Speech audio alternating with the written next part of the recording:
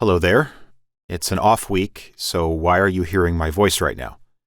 Well, the single biggest complaint that we've had about this series is that people don't like our every other week release schedule. As I've said before, Ruth and I both have full-time jobs, and we're doing the best we can to keep up with it. Although, honestly, the nature of this series and how people have been reaching out to us as a result, I don't know that we'd be releasing any faster even if we were working on it full-time. Anyway, to appease the mob, we're going to start releasing some bonus content on the weeks in between episodes. So far for this series, I've recorded over 40 hours of interviews. A lot of that content is unusable for one reason or another, but at a certain point, there's only so much of the good content that we can fit into what we're trying to do with this series. And as a result, there's some gems that have been left on the cutting room floor. So today we start with some of the Jerram Barrs interview that doesn't have a home otherwise. You'll hear his backstory, his time at L'Abri in Switzerland, some additional thoughts he had about Elizabeth, and his history with Grace and Peace Fellowship, the church he helped found in St. Louis around 1970. Now, these bonus episodes won't be like normal. There's not a lot of production value. You're basically just going to hear people talking straight through. But hopefully you still find the content interesting and enough to hold you over in between episodes. Also, I don't know how long this extra content is going to last. There's only so much for me to work with in terms of usable pieces that didn't have a home in an actual episode. So at some point, if you wake up on a Tuesday and there's nothing new from us, you're just going to have to wait for the next episode. And with that, I bring you Jerram Barrs. What have you been doing with all your time since you're retired? Well, it hasn't been that long, It was just the end of December, and then I had grading in January. So I've been doing a bit of yard work. And I have lots of flowers out there I grow for my wife. And we've been reading aloud together. And we love to cook together. And my primary purpose in retiring was simply to be with her. So that's what we've been doing. And then we have 2 sons here with their families, so several grandsons. So we get together with both of them almost every week. So that's special. Yeah. And I'm taking 6 months before I think about whether I will write some more. So we'll see. And I've been bringing all my books home and giving them all away, most of them away, and bringing my files home. So I just almost completed that last week. And then I've got to refile them here at home. That's going to take quite a while because they go back all the way to 1971. When I graduated from Covenant and immediately started preaching regularly. So I've been preparing lectures and sermons every week of my life since 1971. So it's very different. I have a lot of paper because everything was by hand until I came to Covenant when they gave me a computer. So I got myself a typing tutor and taught myself to type. But so I've still got all those handwritten sermons and lectures back from the 70s, 80s, etc. And I carried on writing after I first moved here. I started teaching here in January 89. So even though I was learning to type, I still was writing almost everything out by hand at that point for several years. Okay, so why don't we start with, can you just give us a little Jerram intro? Who are you? Where are you from? How you got connected with Covenant? Just sort of a little elevator pitch bio for you. Yeah. Jerram Barrs. No middle name. I grew up in Hampshire in the south of England. Moved there when I was 4 with my parents. My home wasn't a Christian home. My dad was a passionately committed communist and had been since probably 1918 when he came out of World War I from the trenches.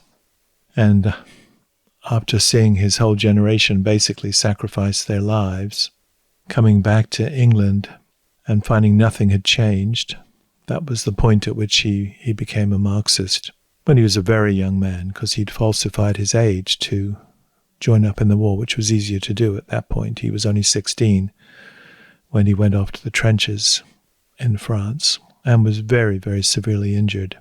So he he didn't marry my mother until during World War II. So she was much younger. He was 45, she was 19. But they had probably the best marriage I've ever seen. Just a wonderful marriage, and they were great parents. So he's been my model my whole life, basically, to be as a husband and a father. But they did not raise me as a believing Christian. Though interestingly, they read the Bible to us every night, prayed with me every night, told me when I was 10, took me to church, told me when I was 10 that they didn't believe it themselves, but they wanted me to make up my own mind. It was a very interesting approach to such things. But yeah, I have such happy memories of my childhood that was very, very impoverished. But when I went to, we lived out in the country.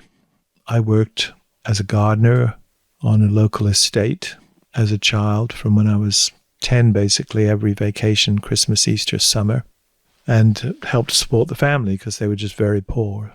So really, really poor. Because at that point, people who did the kind of work he did as a gardener were basically treated like serfs, not a living wage at all. But it was a very happy home in which to grow up. There was no school near enough to go to every day. When I passed an exam at the age of 10, which determined whether you went to an academic school or a kind of more regular school in the British system. And when I passed that, I had to go to boarding school, 35 miles from home. We had no car, so not a lot. I used to cycle everywhere, catch the train and the bus. But when I finished high school at the age of 17, I had a year between high school and starting university. And that gave me a lot of time to think about what's life all about. And I came to the conclusion that it was absurd and there weren't any answers. And I went off to university to begin just before I turned 18, I suppose. And immediately, I hoped my professors would answer my questions. I was studying English literature about the meaning of life, but they weren't prepared to get into those kinds of issues. And so after a couple of months, I became basically, I suppose today one would say an existentialist. I didn't use that term myself. I just thought life was absurd and became seriously suicidal and went out one day to kill myself.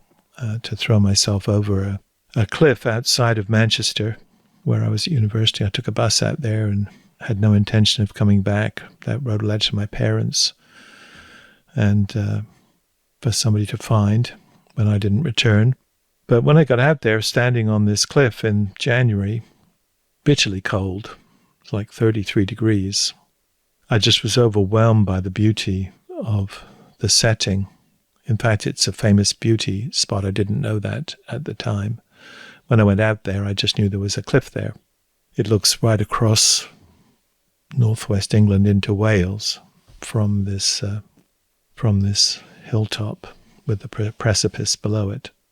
And I thought I stood there on the edge and thought, I can't take this final step. I've got to keep searching. There has to be a reason why the world is so beautiful, even in the middle of winter. And just a couple of weeks after I got back, I met my first really serious Christian, who's a Canadian who I'm still very close to today, and just a wonderful, wonderful human being. And I had a lot of meals in his apartment. He was a PhD student doing philosophy, but he used to have a discussion group in his apartment on Saturday nights. And sometimes they'd play some music, sometimes listen to a lecture, sometimes he'd read something and there'd be a discussion, and myself and a pile of other unbelieving young men were there. And one evening, he had no idea where I was coming from because I hadn't told him yet, but he read the first 2 chapters of the book of Ecclesiastes. And I just was overwhelmed by it because up till that moment, even though I had gone to church and Sunday school as a child, and had to every Sunday at boarding school. I'd never really been in a church where anybody was really preaching a biblical gospel. So my view of the Bible was it was simply a pile of made-up stories with no real meaning. And so to hear this account from Ecclesiastes of exactly what I believed about reality just was astonishing. And then over the next year or so, Mike answered all my questions, very basic questions about God, about human beings, who we are, why there's such problems, the problem of evil and suffering, all sorts of other issues. And eventually I became a Christian in his apartment, kneeling on the kitchen floor one Tuesday evening in November 1966, when I was just after I turned 21. And then I graduated the next summer. And Mike, this fellow, had been profoundly influenced by Francis Schaeffer and the work of Labrie.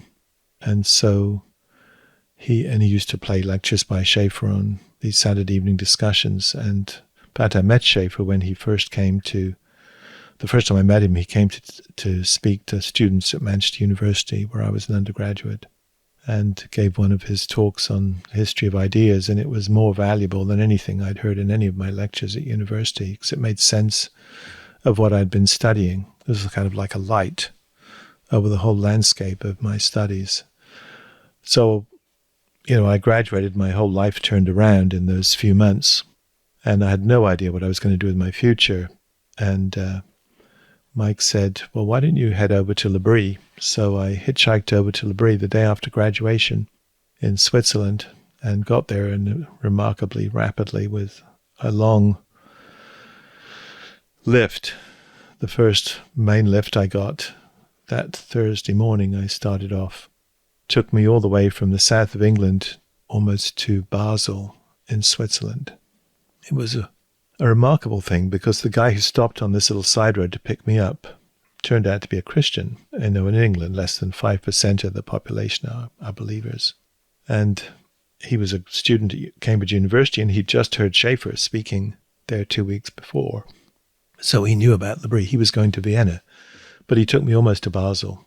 And so we crossed the Channel together and spent a night together in Belgium, and then on the evening of the second day, he dropped me off outside Basel on the Friday evening. And then on Saturday morning, I got up to Labrie in Switzerland. And I originally went for 2 weeks and ended up staying there for a year, becoming a worker there, a staff member there. I was either Schaeffer's gardener and cook, because I love to cook. And she was writing the Labrie story, her first book. And Schaeffer was working on the manuscripts of his first couple of books, Escape from Reason and The God Who Was There. And my wife, I met her there. She's from California, Vicky. And she had just arrived there that summer too. She'd been working in Paris for the Billy Graham organization the year before, and then came to be Schaeffer's secretary. But she was typing up the manuscripts of his first 2 books. And she and I fell in love that fall and got married that Christmas, just a few weeks after we met. Then Schaeffer, he was an adjunct member of faculty at Covenant Seminary and was very close friends with faculty here at that point. And so he encouraged me to come to Covenant. So after that year working in Labrie, I came to be a student at Covenant Seminary in September 1968. We'd got married in December 1967. And so I came here, graduated from here in 1971, and we went back to work at the new branch of Labrie in England, which started in the spring of 1971. So we went as some of the first staff members there, and also planted a church there. So we were there for the seminar from when I graduated right up until we moved here in November 1988, and I started teaching here in January 1989.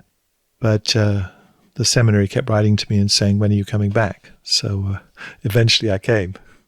So that's my history. And in between, we had 3 sons, and we now have 3 daughters-in-law and 10 grandchildren.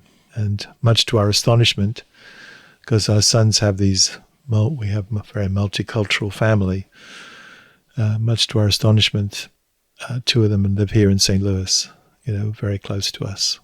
And the other one, the youngest one, is living in England. But we're very close to all three of them and to our grandchildren. So that's my history. And I retired at Christmas in the end of last year at the age of 77. So after 34 years teaching here. So I'm sorry, that's too long a history of my story. No, that was great. We'll call that the extended cut. Yeah, I'm sorry about that. No, that's fine. You can cut that out. Okay, now let's do the abbreviated. Can you give me the history of Jerram Barrs from birth until covenant in about 30 seconds? Yeah. Okay. I grew up in the south of England in a wonderful family. I was converted at the age of 21 when I was at Manchester University. Went to L'Abri in Switzerland right after graduation. Met my wife, Vicky, there, who's from Central California, grew up on a farm there. And we got married a few weeks after we met. And Schaefer encouraged me to come here to study at Covenant, which I did. Then went back to work in L'Abri and then returned to teach at Covenant. Started in January 89 up until the end of December this past year. Okay, but let's go back, Jerram. People aren't going to know what L'Abri is or who Francis Schaeffer was. So could you just briefly describe what is L'Abri, who is Francis Schaeffer, for the people that don't know? Yeah. L'Abri means the shelter. It's a French word. The first branch was in the French-speaking part of Switzerland, up in the Swiss Alps, on the way to Italy, to northern Italy, where it is. Francis Schaeffer and his wife were Americans. He was a pastor here in the United States, first in Pennsylvania, then here in St. Louis, the pastor of Covenant Church here, which was at that time down in the city rather than out here in West County. And in 1947, he was sent by the Presbyterian denomination's mission board to Europe to give a report on what was happening to the gospel there. Because of the war, there was basically a total breakdown of knowledge. There wasn't the internet, etc. So you have to imagine just 2 generations ago, a very different world. And Europe was still in complete chaos. There were military forces everywhere, refugees everywhere. I remember the bombing still from when I was 8, 10 years old. Southampton was just like a pancake still, just bombed everywhere from World War II. But when he went, of course, it was just terrible, and he had to get special military permission to go into all sorts of places. He traveled all over Europe, up as far north as Scandinavia and over into Britain and into Spain and Italy and as far east as Czechoslovakia, because it was just before the Russians came and closed down Czechoslovakia when he was there in 1947. So he went to many, many countries and wrote these fascinating letters back about the state of the Christian faith, and he had very few contacts. He had to kind of make them when he got there. And every spare minute he had after meeting Christians all over the place, he spent his time looking at Florence and Rome and all the extraordinary buildings and artwork and museums and churches and everything else. It was a kind of cultural baptism for him in all sorts of ways. So he was over there for 3 months and then came back home to his wife here in St. Louis, to Edith, and his family. And the mission board decided that they wanted to send somebody back to Europe to strengthen the things that remain. That was the purpose and they sent the Schaeffers. And so they went back to Europe in 1948 as a family, basically with a blank slate, with just to go and settle in Switzerland and then try to start a gospel ministry there. And it's just a remarkable history to read about it. They first were living in a pension with a group of elderly people in their 80s and 90s, and they just started a worship service on Sunday morning for these elderly people, and then they and their kids just started meeting people on the street and inviting them into discussions and so on. And after a few months, they moved up into the mountains to the village of Champéry, which is on the opposite side of the valley from where L'Abri eventually was, but up in the Alps. It's a ski resort, just like the area where they later moved to. But they just started a ministry there, just reaching out to the people who lived around them. And that particular part of Switzerland was Roman Catholic, where they were, up in Champéry. But all kinds of people from the community there, and from the schools there, and tourists there, became Christians through their ministry, through discussions and meetings in their home, and they started having worship services regularly. They actually started a church called the International Presbyterian Church for the people becoming Christians. But the turning point came when a drunken ski instructor, atheist, was converted. I knew this man well because he became an elder in the church. This is years later, of course, I got to know him, but his family was so angry they appealed to the bishop, and the Roman Catholic bishop had them thrown out of the country, out of the canton, the Roman Catholic canton, and out of the country. And so they suddenly got this notice in the mail saying they had to be out by March the 1st or whatever it was, with all their documents cancelled. And they got a friend appealed on their behalf. He was a lawyer, and they decided not to try to do anything influential, contacting their congressman or anything, but to simply pray that God would sort this out if he wanted them to stay. Well, this friend appealed on their behalf, and the answer was that if they could find a community that would accept them in a Protestant canton, they could stay. But they had just a month or something like that. And it was through a series of miracles they found a place which at the last minute they discovered they had to buy. This was the day before they had to leave the country. And that last morning there, in the mail, they got this, because they had no money to make a down payment on the house, but they got a check for $10,000 from a couple in Nebraska who just said, the Lord compelled us. My husband just got this from his work, an unexpected bonus, and we had all sorts of things we wanted to do, making a holiday cottage, having a special trip. And we thought, no, we've got to send it to the Schaeffers. That's what God wants us to do. And they used that as the down payment on this house. And so they were able to stay, and they carried on the work of the church there, reaching out to people in the community. But also people started coming to stay with them, and a couple of years later they started the work of L'Abri. And L'Abri means the shelter. They were praying that God would bring people to them who wanted to know him or wanted to know him better. So both unbelievers and Christian believers came to stay with them. They prayed that God would provide the finances rather than asking for money. So L'Abri has always been a faith work, praying for its financial support rather than communicating what its needs are and asking people to give. There is none of that. And praying that God would bring people of his choice and that he'd provide the staff of his choice. And L'Abri is still functioning today in half a dozen countries, in Switzerland, in England, here in the States, in Canada, in Brazil, in Korea, in the Netherlands, etc., and with these residential branches, which are still functioning the same way. And still unbelievers coming and Christians coming to grow. And that's where my wife and I worked for many, many years and are still very much in contact with them. But that's the work of L'Abri, and that's Francis Nita Schaeffer. And they wrote lots of books. She wrote more books than he did. But some you could say would be on a kind of apologetic works on why Christianity is true and why people should believe. Many of the books are looking at what's happening in the culture. Some of them are biblical studies, some of the books on the Christian life. Edith wrote a book on suffering, which is, I think, the best book on suffering out there, called Affliction. And he wrote a wonderful book on the Christian life called True Spirituality.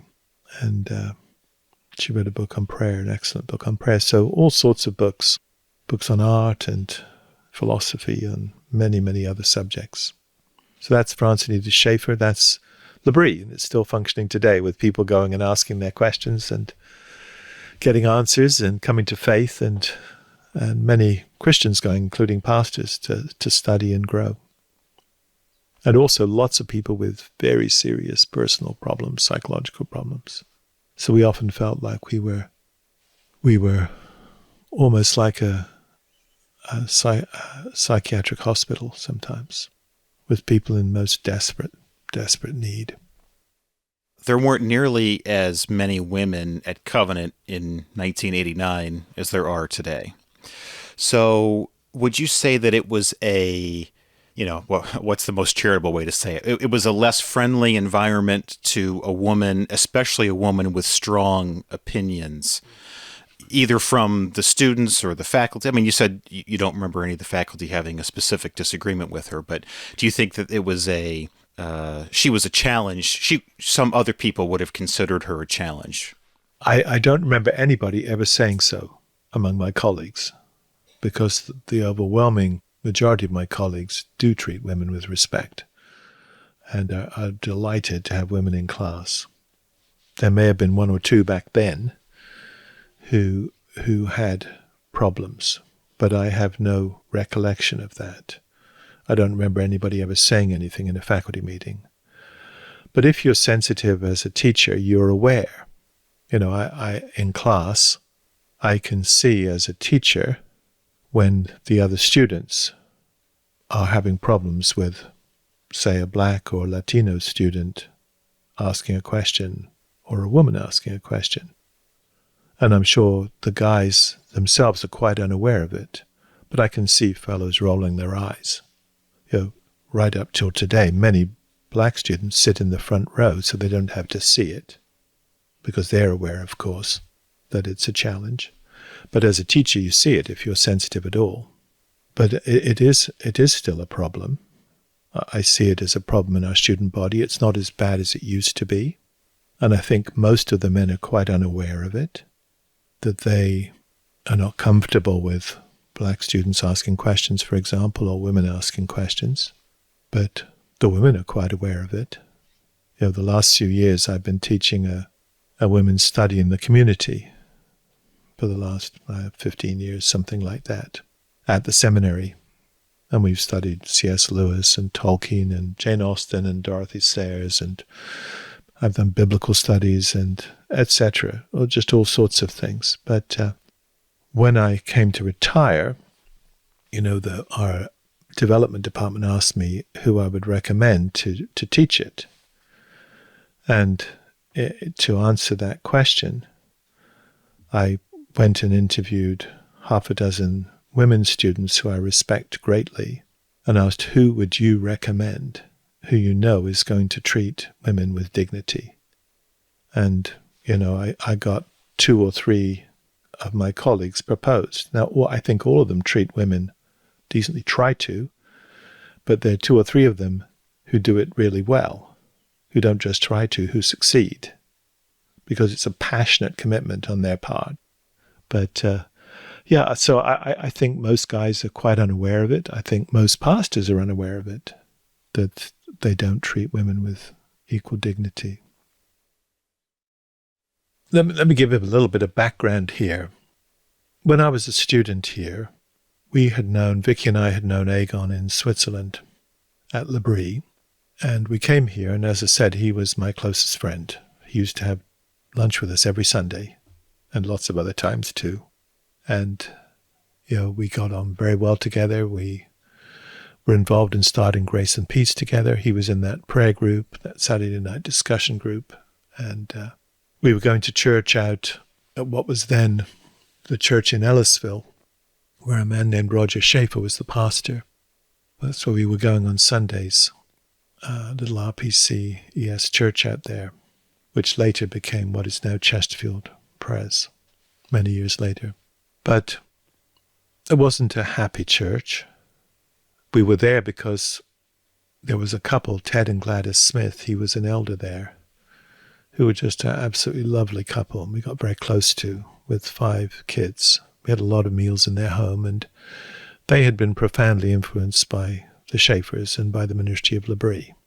And because of that, particularly because of the book The Church at the End of the 20th Century, they were determined to have an open home. And the reason the church wasn't happy, that the sermons were just dreadful, really miserable. I remember every Sunday afternoon we'd come home and Vicky would go to bed. I mean, it just was miserable. And I remember on Easter Sunday, women sitting in the congregation just weeping. It turned out later that the guy had a brain tumor.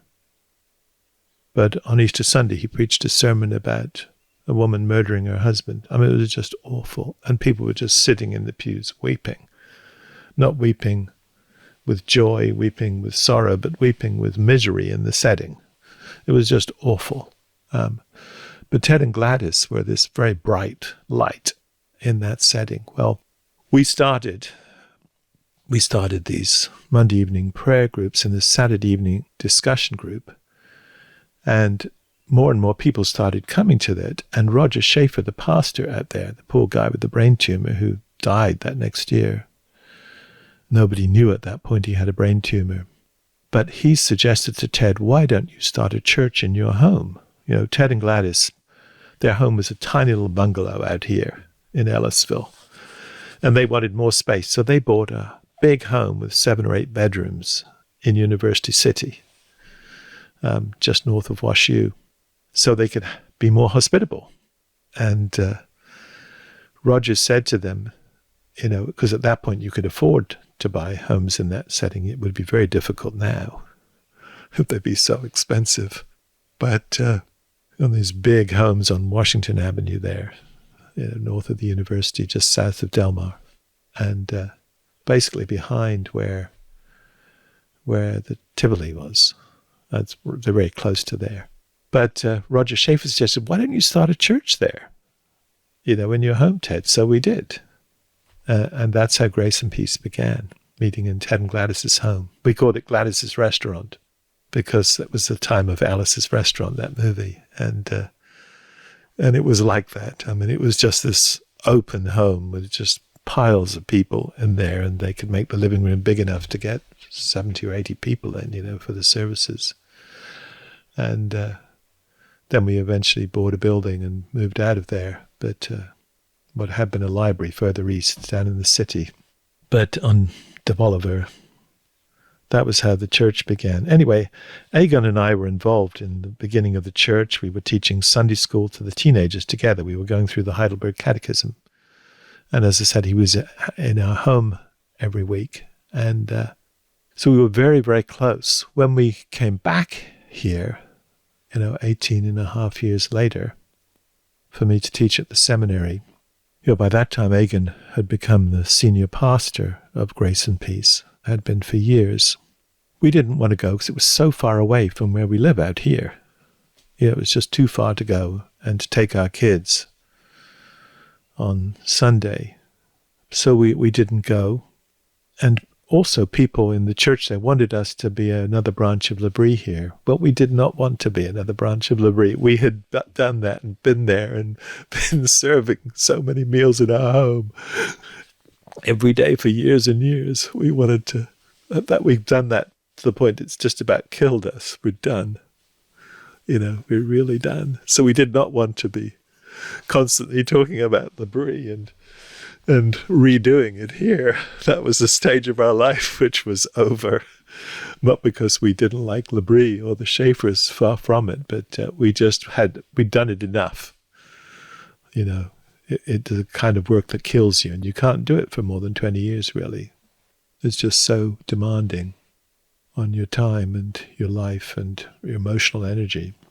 But when we came back, and you're going to have to decide how much of this you can publish, but I'll just be honest here.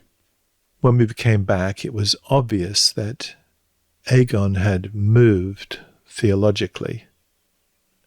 Grace and Peace had the Lord's Supper in a circle, and he had started publicly giving the Lord's Supper to gay couples who were coming to the church. but so that everybody could see it. And he'd started teaching the elders that homosexual marriage was acceptable. Now, when we became aware of this as a presbytery, I was put on a committee to try to handle the issues. And there were half a dozen of us on it. There was myself, Ron Lutjens, who is just the recently retired pastor of Old Orchard, where we worship, and where our eldest son and his wife and kids go in Webster Groves. That was a plant of Grace and Peace, Old Orchard. And so Ron and I were on the committee. David Jones, who's now with the Lord, our professor of theology and ethics, who basically wrote every ethics paper that our denomination ever had without his name on it. There are all these wonderful, wonderful position papers on every possible ethical issue, both in the RPCES and then later in the PCA. He's a wonderful, wonderful man. George Robertson was on it, and Richard Winter was on it. Those were the people on the committee. David Jones and Ron Lutjens did the theological section. Richard did the medical section. George Robertson did a paper on besetting temptations and sins for those in ministry.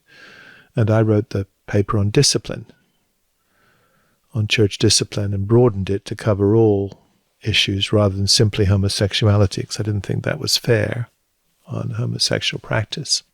Because I knew there were many other areas where there needed to be church discipline in our denomination, and not just somebody's teaching these views on homosexual practice or homosexual marriage.